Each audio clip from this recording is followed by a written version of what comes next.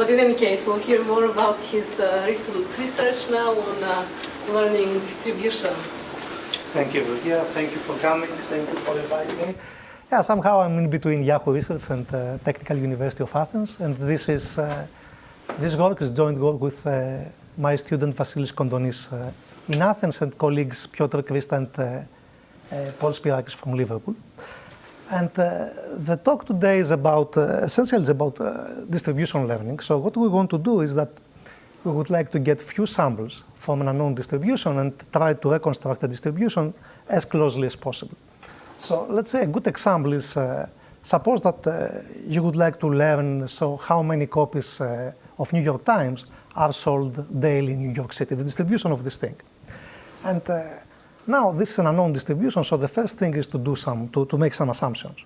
To see that, let's assume that this distribution is a sum of independent Bernoulli trials. So every person in New York flips a coin, and with some probability he buys the newspaper, otherwise he doesn't buy. And let's assume also that this stays the same over time. And then what you do is that you select some random days, you get the samples, and then you try to use the samples in order to reconstruct things. And this is our basic setting. So unknown distribution, we assume that this distribution belongs to a family, a large family of interesting distributions. We get samples and we want to produce another distribution that approximates the probability density function. Close approximation with large probability. And our primary goal is to optimize the number of samples, which should depend on, of course. Sorry, a question. Yes, of course. What does it mean to output that distribution? So can I take 5 minutes before I ask this? Yes. I will be more precise. It's a very good question. Yeah, it's a very good question. Somehow I would like, this is a deep question really. So I would like to find a succinct way of describing the probability density function. This is my goal, but this is not always easy. So, okay. And then the number of samples should depend on our accuracy parameter and our confidence, and this is what we really want to optimize, this information theoretic thing. Also computational efficiency is an issue, but since we are going to use few samples, our algorithms are going to be computationally efficient. And also in terms of approximation, what we want to do technically is to minimize, to achieve small total variation distance between the two probability density functions. So the original probability density function and then the one that we produce. And what is total variation distance essentially is if we plot these two curves, the two probability density functions, the area in which they differ from each other. So here we have the blue and the orange one. So this shaded area is essentially their total variation distance. Technically we divide by 2. And somehow these two curves are relatively close to each other with respect to total variation distance. These two things are completely different, so total variation distance is 1. And we would like to optimize it. And now, first answer to Eva's question is that we would like a way to describe this curve, to output this curve. But this is not a good answer yet. And this is a very exciting and somehow classical field. So it goes back at least 30 years ago to a classical paper of Beers, where he proved how to learn any unimodal distribution by a number of samples that is logarithmic in the size of the support of the distribution, divided by epsilon, so our accuracy parameter cubed. And then, so relatively recently, people in theoretical computer science started getting interested in this area. So there is a beautiful result by Daskalakis and Papadimitriou. They proved that for a class of distribution known as Poisson binomial distributions, essentially sum of independent Bernoulli trials, so the total number of this distribution is huge. Okay? They proved that there is a very small subset of this distribution, so that any Poisson binomial distribution is close to at least one of them in this small subset. So this is a really surprising result, yes? Just to check on assumptions, so, yeah. So IID takes care of any is stationary. Yeah, IID takes care, I will come back to this point. This is a very good point also, I will come back to this, yeah. Yeah, so total variation distance is a very strong, so to come close in total variation distance is a very strong goal. So we should be a little bit careful about this. And also it's IID, but we have n, the number of Bernoulli trials is fixed. So doesn't go to infinity, it's something finite, okay? But this is also a good point. Okay, so, and this is a very deep result, and in my opinion, an amazing result. And they did it because they wanted to have a polynomial time approximation scheme for Nash equilibrium, so-called anonymous game. So the application was completely algorithmic, but somehow the result was interesting in this area by itself. And then many other beautiful results about learning Poisson binomial distributions. I will come back to this result. And more general things like sum of independent integer random variables and multinomial distributions. And this is a very surprising result by Valiant and Valiant. So they estimate the support and the entropy of a distribution without observing all the points in the support. So it's a very interesting area. So if you would like to learn more about this, I'm going to scratch the surface today. So, okay, so first thing, warm up. So let's have a binomial distribution. So binomial distribution is that everybody in this room flips a coin, the same coin for everybody. So the coin is biased, so the probability that it comes up heads, it's like P. We know the number of people, we do not know this P, and this is what we want to estimate. Okay? And then it's relatively simple. So if we are able to estimate a value for this P, so that the two mean values, so the original mean value and our estimate of the mean value, are relatively close. Close means epsilon times this is the standard deviation of the original distribution.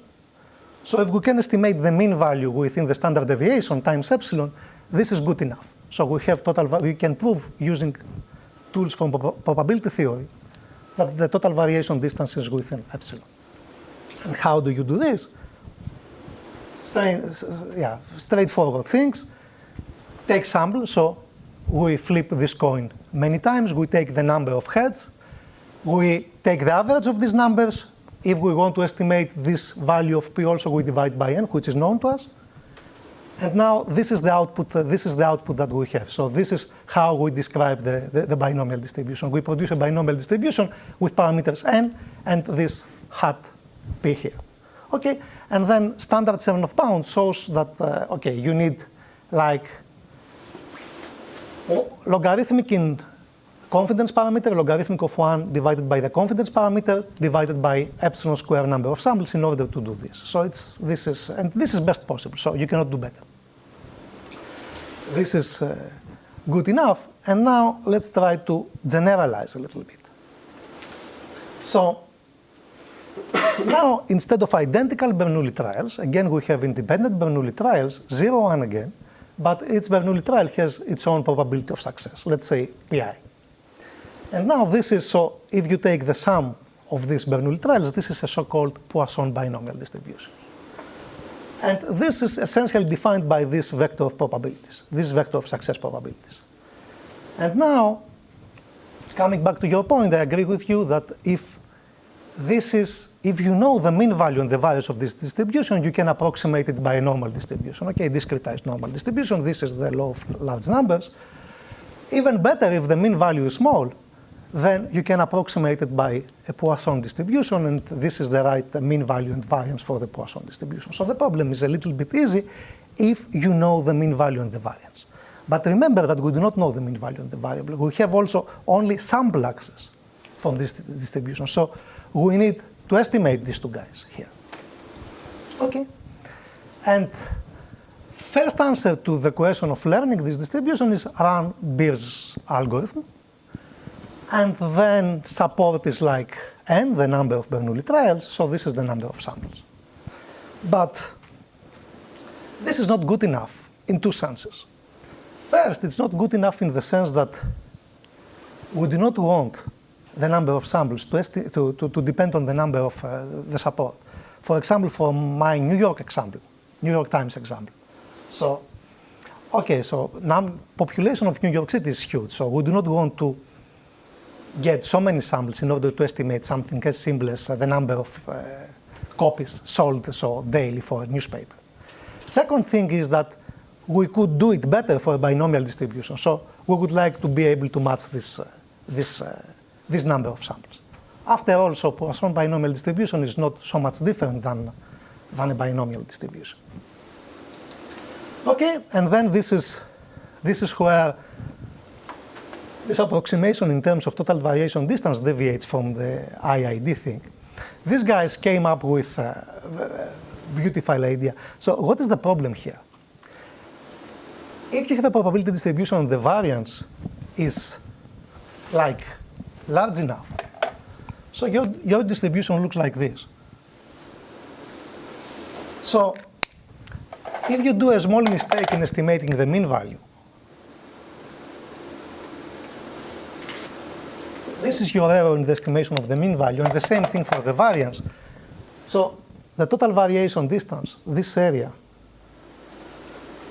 so where they agree with each other, is very close to 1, so it's so the area where they disagree with each other is very close to 0, so you are fine.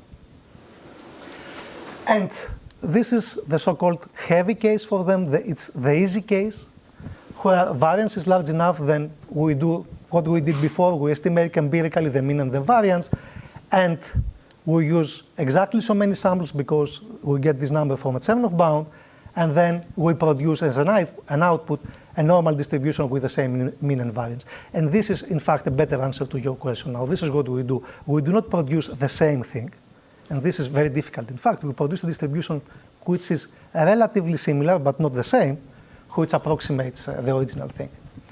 But now, imagine the other case. So it can be that the variance is not large. It can be that the distribution is looks like this.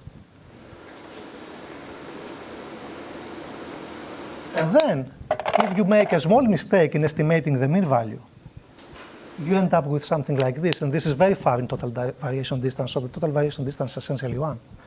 What do you do in this case? And this is the new thing, by the way.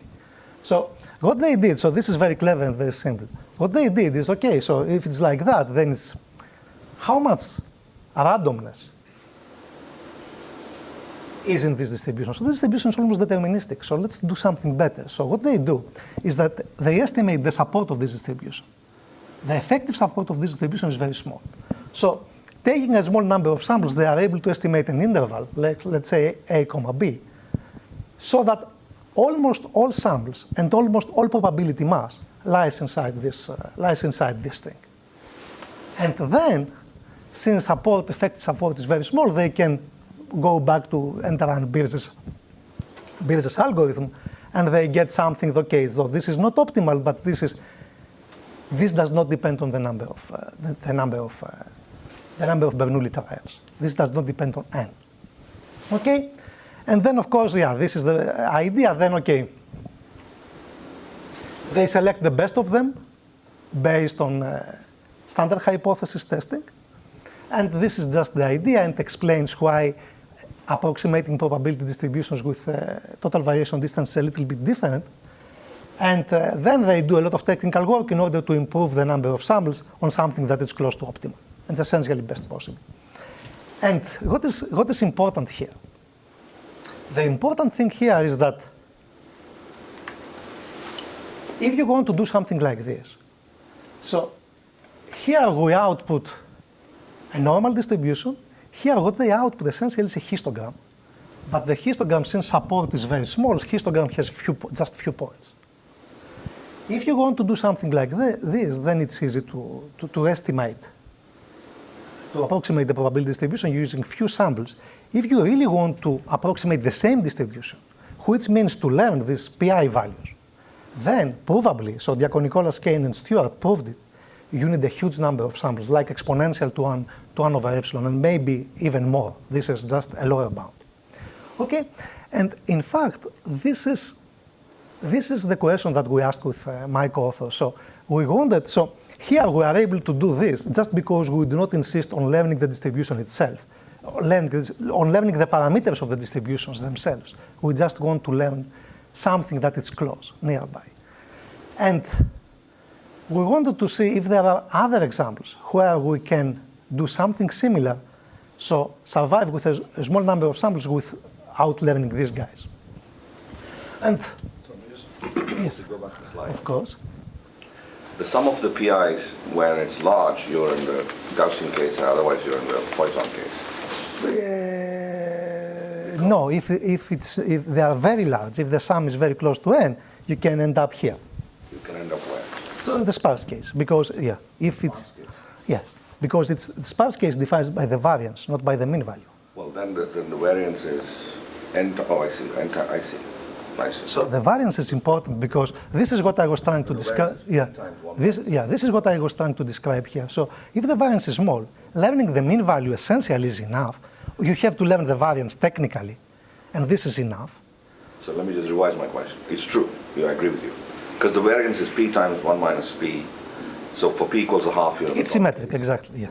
p either close to 0 or 1, you're in the other case because I said it's not the sum of the pi's. Okay, so it's this thing. The question is that seems you can't expect it to be anything else in a sense, right? Because in one case it is going to be Gaussian, in the other case it is going to be close to a Poisson random variable. Not for in the case where p the sums are equal close to n. Then you look at 1 minus or n minus the quantity, and then it's I more or less agree with you, but in that sparse case, so you have to be very careful about what you approximate. So, okay, the outcome is again, it can be a translated Poisson distribution, so Poisson may be translated to match the other case, but you have to be very careful how to estimate this, the mean value of the Poisson.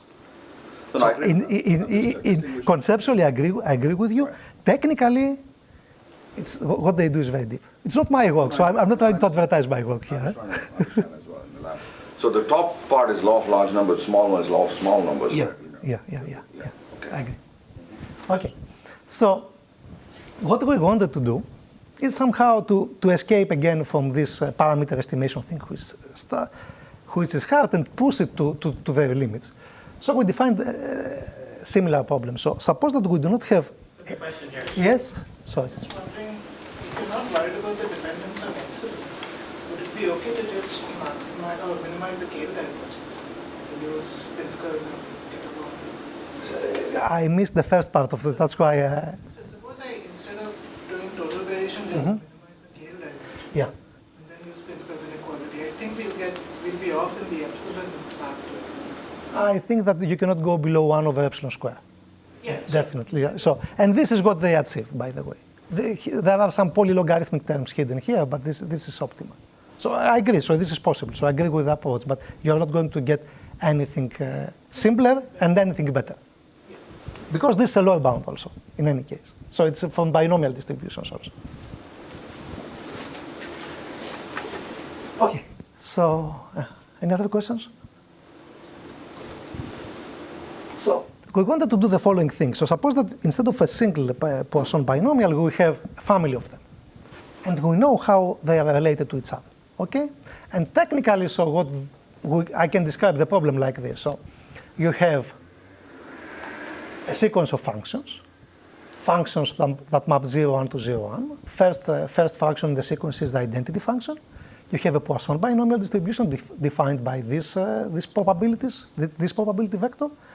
And now you define the sequence of PBDs. So everything in the sequence is a Poisson binomial, but somehow what changes is the probability of success of the Bernoulli trials. And what you do, so the kth distribution in the sequence is obtained if you take the image of Pi with respect to function k. So, and we apply the same function to the entire probability vector. Okay, so what is the idea here? The idea here is that at the end of a single Poisson binomial, you have a sequence of them. You know how they are related to each other, and what you want to do is to let the algorithm take samples from any of them. The algorithm can decide which samples to take, and you would like to learn all of them at the same time. And the main question is, okay, so given the sequence of functions, and given samples from whatever distribution in the sequence you want, is it possible to learn all of them with less samples than learning each one separately? And this can be a finite or infinite sequence, in fact. And of course, if these functions can be anything, you cannot do it. So it's easy to prove lower bounds. But imagine that these functions are relatively simple and structured. Like, for example, we consider this thing with powers. So It's like we take pi raised to the k. And this gives us the kth sequence in the kth distribution in the sequence. And this is, we found it interesting because, okay, it's related to random coverage valuations, and it's also related to something that is, again, beautiful in mathematics, so Newton identities. And I do not know, so I might skip. This is the definition of random coverage valuations, which somehow motivates the problem. I can skip it for now, and let me, so this is our problem again. So the important thing is that we have a sequence, and this is how the success probabilities of Bernoullis are related to each other. We want to learn all powers. And what's important here is that this problem is interesting for PIs that are very close to 1, extremely close to 1, in fact. Because otherwise, if the initial PIs are constant, let's say, if the sum of PIs is, all initial PIs are constant, then you have a logarithmic powers that are interesting, and then everything else is 0. So if you go very close to 1, this changes, and then the problem becomes interesting. And as a warm-up, let me go to our binomial. Can I ask a stupid question on the previous slide? This one. So, isn't the case when the PIs are very close to 1 sort of totally matching the case when the PIs are close to 0? Not in this case. So that was the case for the Poisson. Because so for that question, the answer is yes. So it's very symmetric. So a Poisson binomial is very symmetric. But here it's very different because you have to learn. Imagine that you have Poisson binomial with all PIs very close to 0. Then the powers are 0 after a while. So you do not have anything to learn. You learn the first power and everything else is 0. On the other hand, if PIs are very close to 1, so there is a lot of information that you do not get from the first power. And you have to take samples from the remaining powers in order to make it work. Does it make sense? Yes? I also have a stupid question, but if I know the fk is p to the k, wouldn't it be enough just to learn for 1k? Let me tell you about this. The answer is definitely no. Okay? So, and this is it's very interesting because if there was no noise, of course the answer would be yes, but the noise is very important here. Any other questions? Yes? So the one with the newspapers example is the same to learn how many people buy the newspaper or how many people don't buy it? No, here it's, I'm not sure that I can make a connection. So I can tell you offline a connection to the example, but it's not very natural. So I do not want to spend the time to explain to everybody. It's not as natural as I would like it to be. Okay, so let me go. Let me go to the powers for the binomial thing. So, okay, we can do the same thing. Take samples, take the average, and this is the estimation of P. And in fact, if P is small now, if it's below a certain constant, so the constant is not important here, we can prove that if the initial estimation is good enough, and it is good enough by Chernoff bounds, then the estimation is good enough for any power. And we are done. Okay, so if initial P, so it's a binomial, all PIs are the same. So if it's not so large, the answer to your question is yes. But now imagine let me tell you the intuition. The intuition is that somehow there, so this notation is means this thing.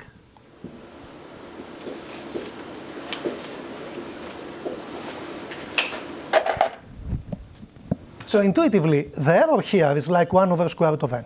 Okay? So it affects, so it changes the bits in, let's say, binary or decimal representation of P. It changes bits after log divided by 2, log divided by 2. So since the number of powers is like a logarithmic, everything else is 0. So essentially, the mistake here is not important for you. But let's go now to the case where P is very close to 1, like 1 minus 1 over n. Then the decimal representation of P is like that. You have, let's say, a boring part. This part just tells you that P is very close to 0, and this is a logarithmic number of bits. And then you have the interesting part, so how much close to 1 P is. This is what you need to learn. And now I think that you understand why the answer is no, and why the situation is different. And then, if you apply the same thing, the error is like 1 over n. So the error starts affecting this important piece of information that you would like to get.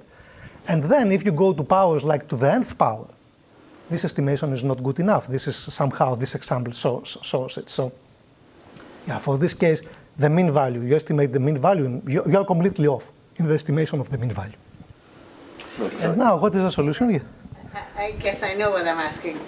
Why do I want the k-spar? Like, I mean, there is a matching version, right? I could do probability p is 0, 0, 0, 0. Yeah, of course. Yeah, but the only thing. But that wouldn't come out in the par. Yeah. So now, why do I care about the par? This is difficult question. Yeah, I agree that's a good question, but it's yeah. But I hope that we agree that this is the key. Okay. So It's the same. I mean, the other way is to say exactly what I was saying, but also you can look at n minus that quantity, yeah, n minus the sum, right? Meaning, Yeah. then you sort of automatically. yeah. You're right. You're right about this. Yeah.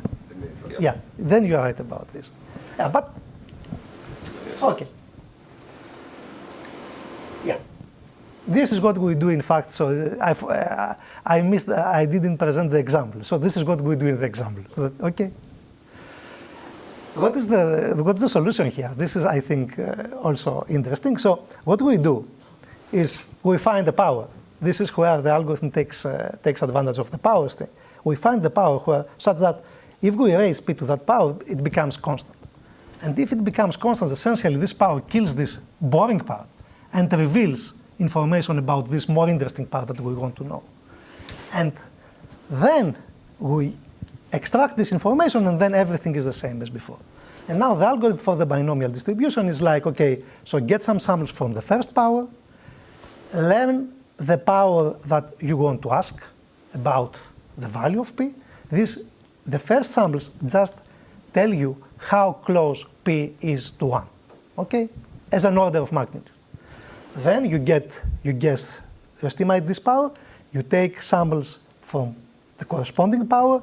This is now a good enough estimation of p raised to L, and then you take, let's say, you take this estimation as p, and this is, in fact, what you need for reproducing up to epsilon variation distance all the powers, okay? And now this is, again, an answer to your question, Eva, about how do we reproduce the distributions. Here we give essentially a simple number, and this is enough for all powers, just because we simplify things, okay?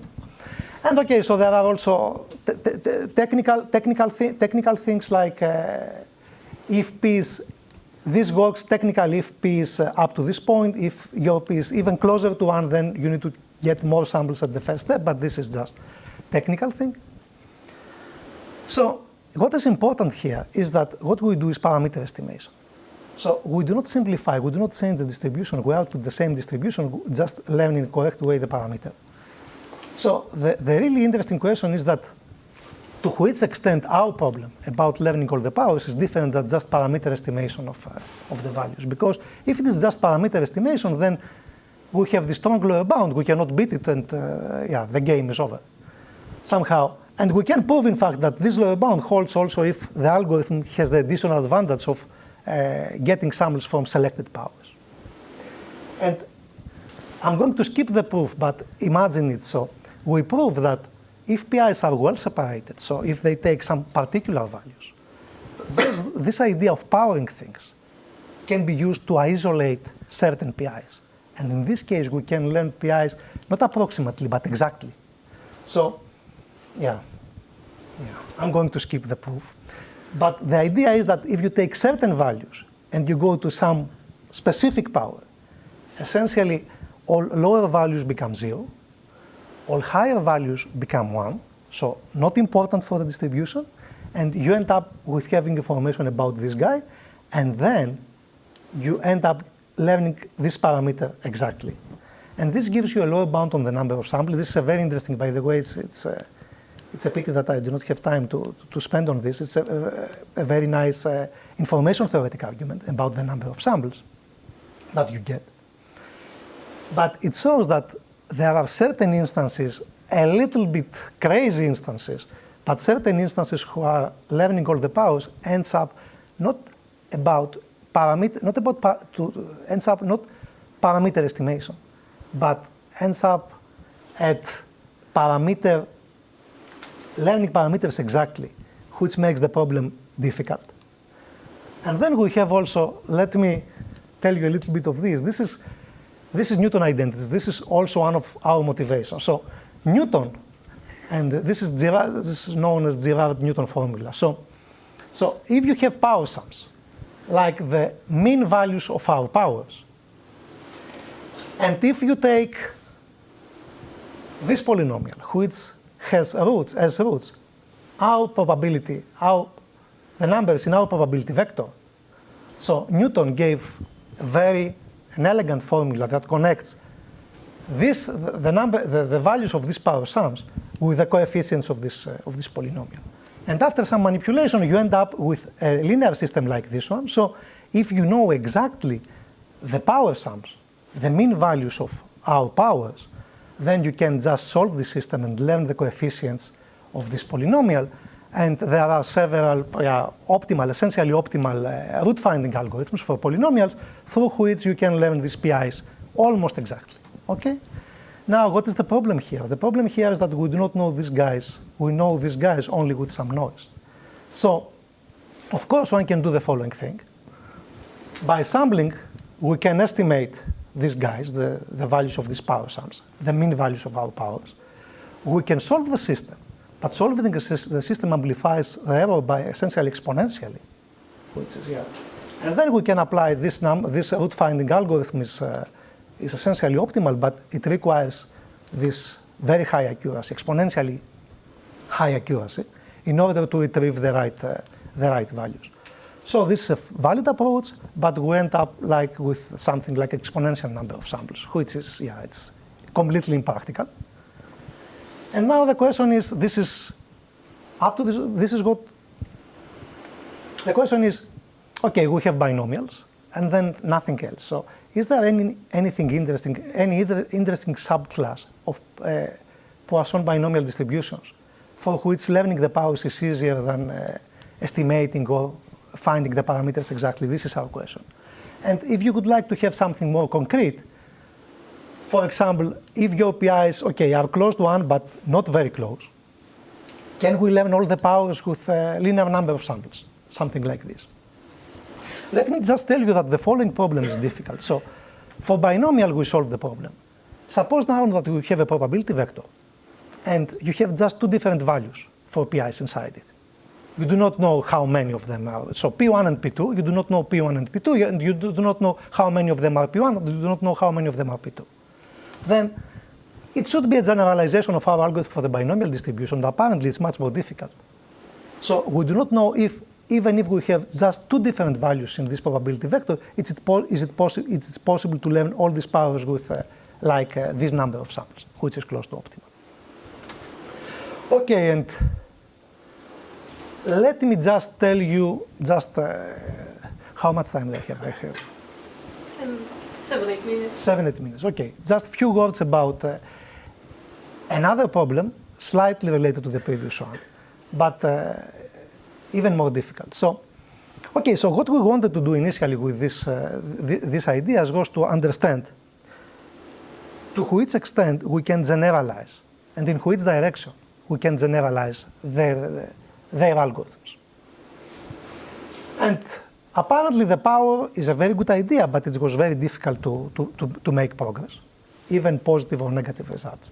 And then we thought of something that we believe that it's more, it's easier, let's say. And again, we have Bernoulli trials, independent Bernoulli trials, 0, 1, each with probability of success pi. And we associate each of them with a vertex of the graph. And now the vertex is active if and only if this Bernoulli trial comes up with 1. And now we would like to essentially learn the distribution of the number of edges of the subgraph. So as we have active vertices, we have induced subgraphs, and these induced subgraphs have a number of edges. We would like to estimate the distribution of the number of edges in these induced subgraphs. So this is one part to tell the story, the other part to tell the story is okay, so what you have a sum, and now instead of independent Bernoulli trials, you have products between certain pairs of Bernoulli trials. So we introduce correlations between the terms of this thing. This is the difference. Okay? And now, if you start thinking about it, you understand that there are some very easy cases and some very difficult cases. If the graph is like regular and symmetric, etc., this is more like an easy case.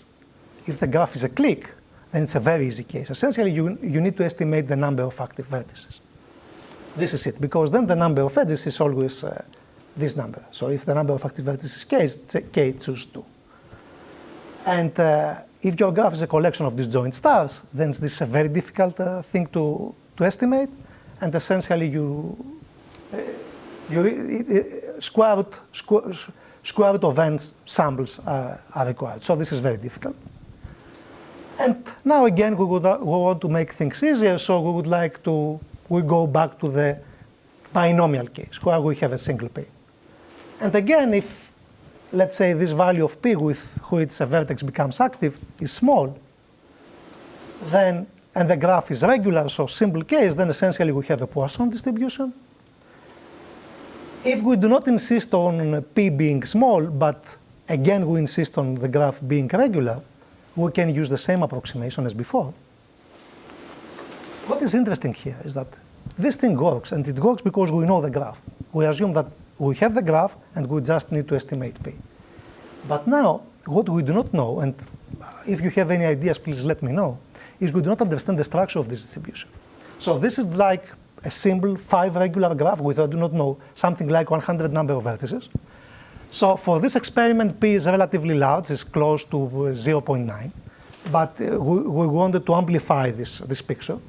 And this is the distribution of the number of edges of the induced subgraph. And if you look closely at it, I'm not sure if it's visible. So it's like 5 different distributions that interleave with each other. And each one of them, at the first glance, each one of them, let's say this green one, it's like a binomial distribution or something like this, but in fact it is not. And it's something like a long concave distribution. We believe that it's something like a long concave distribution. And what is open, and if you have any ideas, please let me know, is how to characterize the structure of the distribution. Sorry, just to understand what we're looking at there. The number of edges. Yeah, this is, yeah. This is, let's say, this is number of edges in the induced subgraph, and this is the probability with which we observe this number of edges.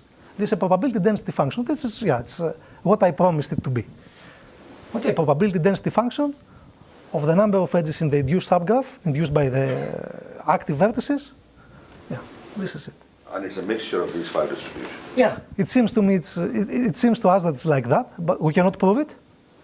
And we do not know also how to characterize each one of them. Not the whole thing, first of all, but each one of them. So at the beginning, our conjecture is, okay, it's a binomial. But empirically, so experimentally, we applied some tests, it's not a binomial. So there is no binomial that can approximate each one of them. And now the whole of them. But you can do the same thing and get the number of triangles in the graph by looking at. This is what I'm working on. It's even more interesting if you check about the global parameters of the graph, like the diameter. Right. Yeah, And in any case, thank you very much. Thank you for your questions. If you have any other ideas, because I presented some results and some open problems and open questions, please talk to me. I would appreciate it. And thank you very much. Yes, please. Wondering the last part. You're trying to learn something which looks like X transpose AX, where you don't know the A. And X is the actual activation of whether the vertices are active. Mm-hmm. I do not know. We haven't tried this. Yeah, so it Yeah. was Yeah. It feels like you're trying to do like a low rank. Yeah. This is good. Yeah, I think this is a good suggestion. Yeah. Thank you. Any other questions? So thank you. And if you have any ideas, please, I would be very happy to discuss it with you. Thanks again.